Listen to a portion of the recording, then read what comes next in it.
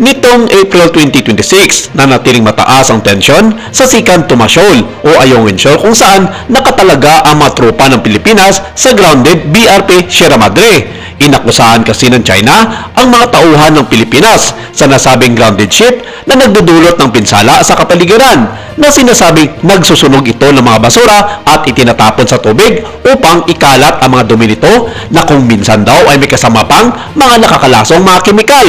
Ang Pilipinas ay nagpapanatili ng isang tuloy-tuloy ipinagtatanggol na presensya na may mga tropa na inutusan na pigilan ang pagsakay ng mga Chinese. Iniulat ng Chinese state media na ang mga tauhan ng Pilipinas ay nagtatapon at nagsusunog ng basura na nagdudulot ng water pollution sa inaangkin nilang bahura na tinatawag sa China bilang Rin-Ai Jiao na ayon sa mga ekspertong Chino, isa itong paglabag sa United Nations Environmental Program o UNEP. Sa isa sa mga naging payag ng state-owned media ng China, sinabi sa artikulo na binabalaan ng gobyerno ng China ang Pilipinas na kung maging tuloy-tuloy ito na ginagawa ng mga tropa ng mga Pilipino sa nasabing bahura ng tubig, ang pagpapakalat ng mga basura at paglalagay ng mga nakamamatay na kemikal, hindi magdadalawang isip na mag-retaliate ang China tungkol dito. Isa raw sa mga naisip na opsyon ng China ay shoot to kill ang sinumang makikitang Pilipino na nagsasabing grounded ship na nagsasaboy ng mga basura at nakakamatay ng mga kemikal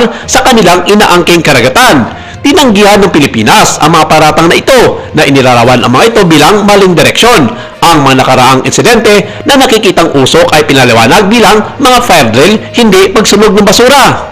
Inakusahan ng Philippine Navy ang China ng paggamit ng cyanide fishing upang sirain ang marine environment na nagdudulot ng panganib sa pinagdumulan ng pagkain ng mga sundalong sakay na iniulat sa mga posts sa Facebook ng Max Defense Philippines at The Manila Times. Ang BRP Sierra Madre ay sinadyang i-grounded mula noong 1999 na nagsisilbing permanenteng man outpost para sa Philippine Navy at Marines upang matiyak ang soberanya na karapatan ng bansa sa West Philippine Sea. Ang mga tropa sa barko ay naharap sa regular na harassment mula sa China Coast Guard at Maritime Militia sa panahon ng Rotation and Resupply o RORE mission. Noong August 2025,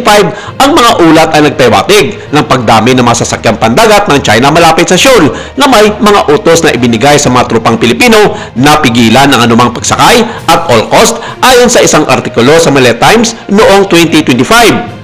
Sa kabila ng mga insidente, tiniyak ng Philippine Navy na patuloy itong susuportahan ang mga tropa ng mga kinakailangang mga supply. Ang mga ulat noong March 2026 ay nagpapahiwatig ng isang di umano'y China link spying na nakatarget ng impormasyon tungkol sa mga tropa ng Pilipinas at mga operasyon sa BRP Sierra Madre. Patuloy na ginigiit ng gobyerno ng Pilipinas ang mga karapatan nito sa lugar na nasa loob ng 370 km exclusive economic zone nito sa kabila ng pare-parehong panggigipit ng mga persang Chino.